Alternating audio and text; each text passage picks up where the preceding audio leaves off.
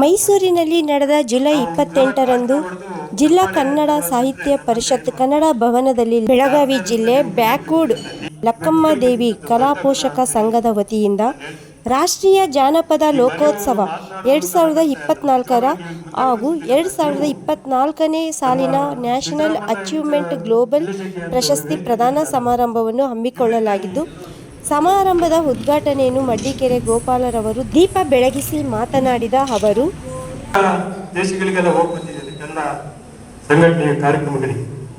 ಮೆಲ್ಬೋರ್ನು, Malaysia, Singapore, Japan, Thailand ಇಲ್ಲೆಲ್ಲ ಹೋಗಿ ಮೆಲ್ಬೋರ್ನಲ್ಲಿ ನಾನು 3 ತಿಂಗಳಿದ್ದೆ ಕನ್ನಡದ ಒಂದು ಕೆಲಸಕ್ಕಾಗಿ. ನನಗೆ ಅನಿಸ್ತಾ ಇದೆ, ನಮ್ಮಲ್ಲಿಗಿಂತ ಕನ್ನಡದ ಅಭಿಮಾನ ಹೊರದೇಶದಲ್ಲಿ ಇದ್ದಾರಲ್ಲ ಅವರಿಗೆ ಜಾಸ್ತಿ ಇದೆ ಅಂತ ನನಗೆ ಅನ್ನಿಸ್ತಾ ಇದೆ.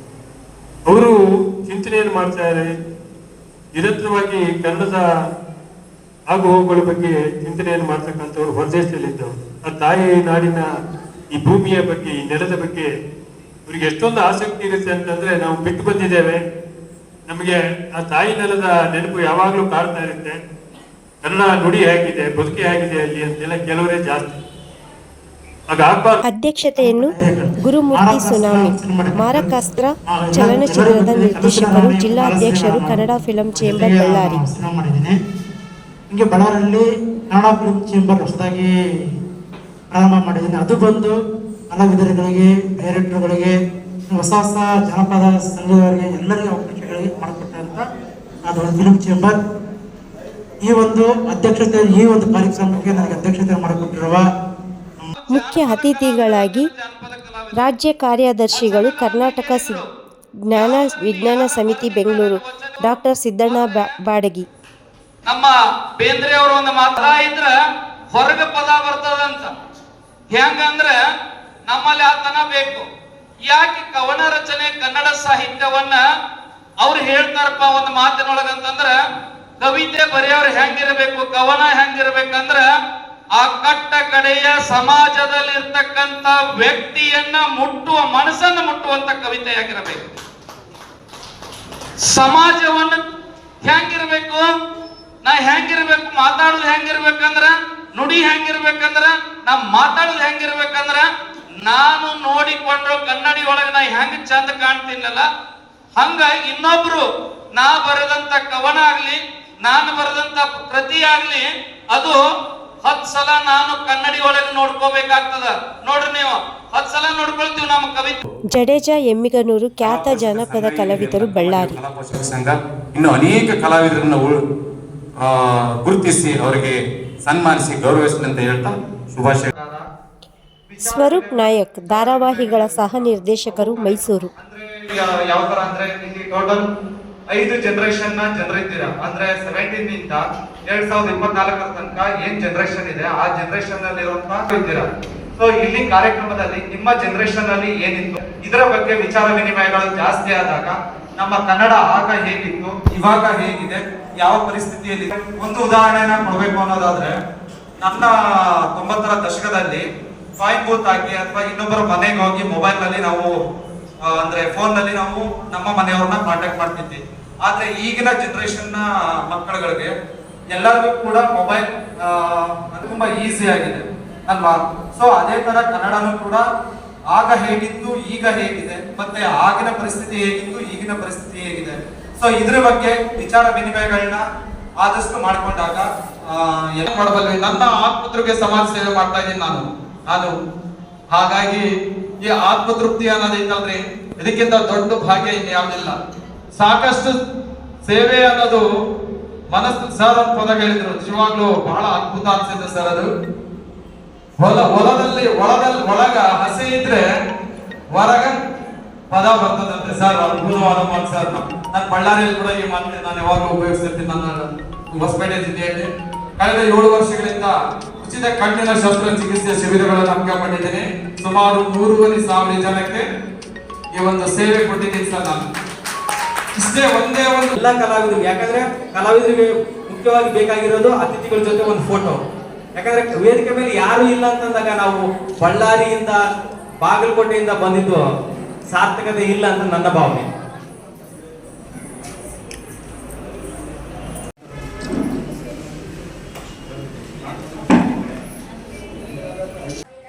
ನೇತೃತ್ವವನ್ನು ವಹಿಸಿದ್ದ ಲಕ್ಕಮ್ಮದೇವಿ ಕಲಾಪೋಷಕ ಸಂಘದ ಅಧ್ಯಕ್ಷರಾದ ಸಿದ್ರಾಮ್ ಎಂ ನಿಲಜಗಿ, ಬ್ಯಾಕ್ವುಡ್, ಬೆಳಗಾವಿ.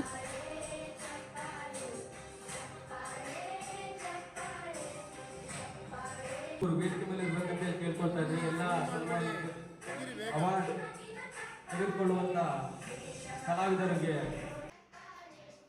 ಪ್ರಶಸ್ತಿ ಪುರಸ್ಕೃತರು ಒಬ್ಬರೇ ಎಡಗಡೆಯಿಂದ ಬಂದು ಬಲಗಡೆಗೆ ಹೋಗ್ಬೇಕು.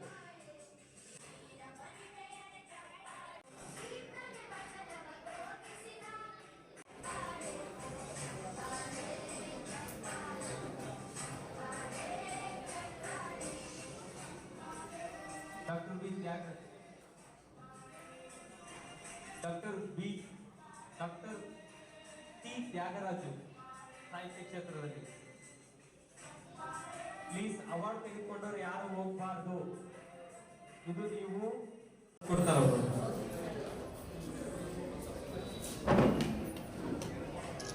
ಅಲ್ಲಿ ಕ್ಯಾಮ್ರಾಮನ್ ಇದಾರೆ, ಅವ್ರ ಹತ್ರ ಹೋಗಿ ಕೇಳಿದ್ರೆ ನಿಮ್ ಫೋಟೋಸ್ ತೆಗಿತಾರೆ. ಅವ್ರಿಗೆ ಅಮೌಂಟ್ ಹಾಕಿದ್ರೆ ನಿಮ್ಮ ಆಫೀಸ್ ನ ಕಳಿಸ್ಕೊಡ್ತಾರೆ. ಮುಂದಿನ ಜಡೇಶ್ ಅಮಿತ್ತೂರು, ಬಳ್ಳಾರಿಯ ರಾಮನಗರ ಜಿಲ್ಲೆ, ಸಾಹಿತ್ಯ ಕ್ಷೇತ್ರ. ಇವ್ರು ಜೋರಾಗಿ ಚಪ್ಪಾಳೆ ಬರಲಿ ಅಂತ ಕೇಳ್ಕೊಡ್ತೀವಿ. ಮುಂದಿನ ಅವಾರ್ಡ್ ಅನ್ನು ಸ್ವೀಕಾರ ಮಾಡತಕ್ಕಂಥವ್ರು Shrimati MS Ashalatha.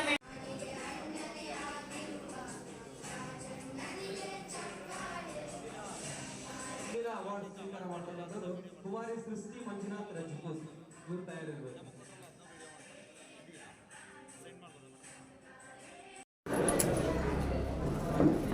Doctor RP Kulkarni.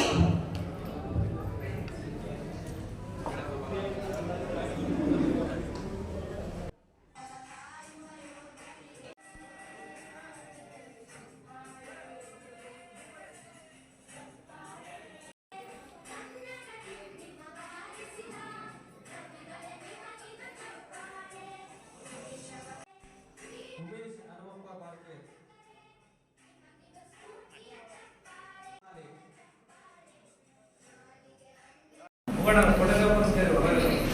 ಹೌದಾ?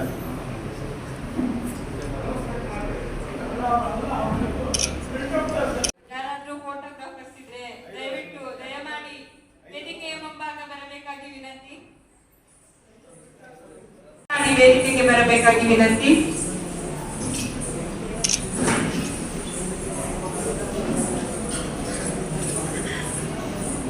ಇದೀಗ ಶ್ರೀ ಸ್ವರೂಪ್ ನಾಯಕ್ ಧಾರಾವಾಹಿಗಳ ನಿರ್ದೇಶಕರು, ಮೈಸೂರು. ಇವರಿಗೆ ಚಪ್ಪಾಳೆಯ ಮುಖಾಂತರ ಎಲ್ಲರೂ ಪ್ರೋತ್ಸಾಹಿಸಬೇಕಾಗಿ ವಿನಂತಿ.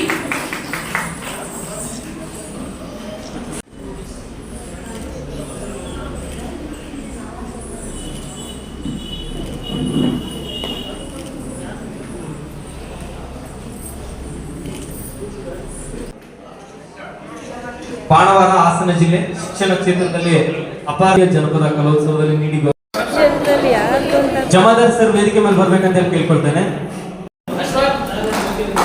ಸರ್ ಇಲ್ಲಿ ನೋಡಿ, ಮುಂದೆ ನೋಡಿ. ಹಿರೇಹೆಗ್ಗಾಳ ಗ್ರಾಮದವರು ರಂಗಭೂಮಿ ಕ್ಷೇತ್ರದಲ್ಲಿ ಅಪಾರ ಸಾಧನೆಯನ್ನ ಮಾಡಿ ರಕ್ತ ರಾತ್ರಿ ನಾಟಕದಲ್ಲಿ ತಮ್ಮ ಛಾಪನ್ನ ಮೂಡಿಸಿ ಈಗ ಹಲವಾರು ಪತ್ರಿಕೆಗಳಲ್ಲಿ, ನ್ಯೂಸ್ಗಳಲ್ಲಿ ಬಸಪ್ಪ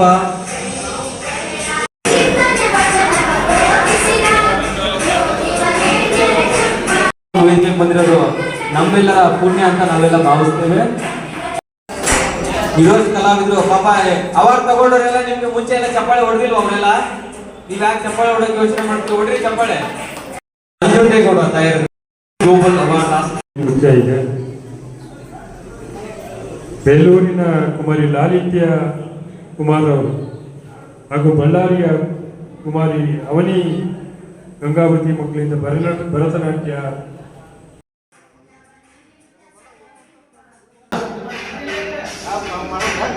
ಬನ್ನಿ ನಿರೂಪಣೆ ಬೇಗ.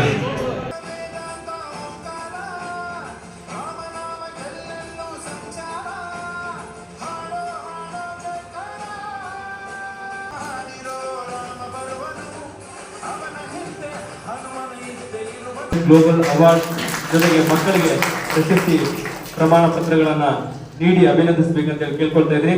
ಜೋರಾದ ಚಪ್ಪಾಳೆ ಬರಲಿ ಅಂತ ಹೇಳಿ ಕೇಳ್ಕೊಳ್ತಾ ಇದ್ದೀನಿ.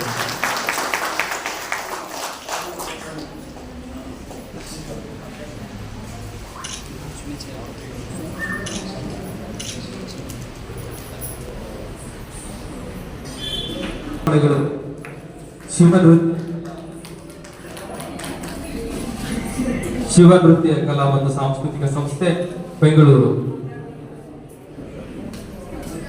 ನೃತ್ಯ ಶಿಕ್ಷಕರಿಗೆ ಸನ್ಮಾನ.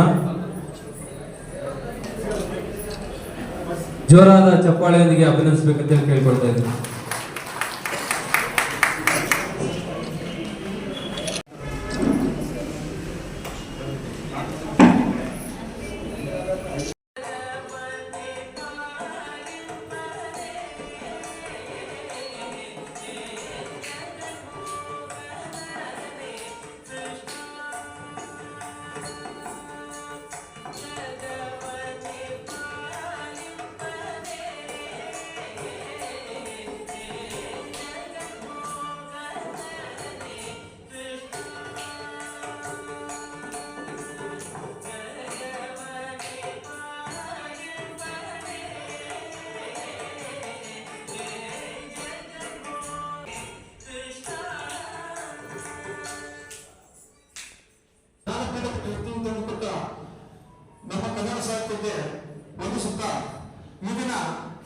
ಮುಖ್ಯ ಅತಿಥಿಗಳು ಟಿ ತ್ಯಾಗರಾಜು, ಉಪಾಧ್ಯಕ್ಷರು ಜಿಲ್ಲಾ ಕನ್ನಡ ಸಾಹಿತ್ಯ ಪರಿಷತ್ ಮೈಸೂರು.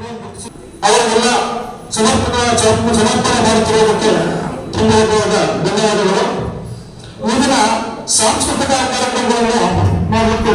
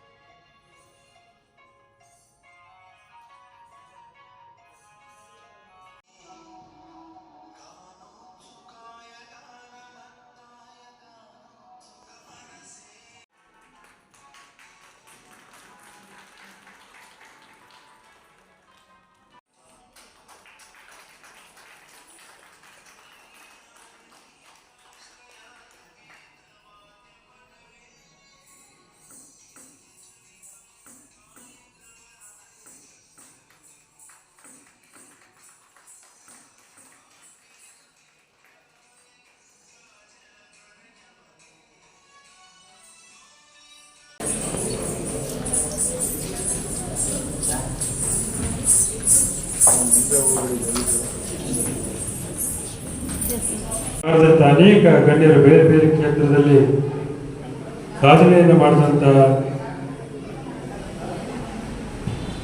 ಅನೇಕ ಪುರಸ್ಕಾರಕ್ಕೆ ಅನೇಕರು ಇಲ್ಲಿ ಭಾಜನರಾಗಿದ್ದಾರೆ.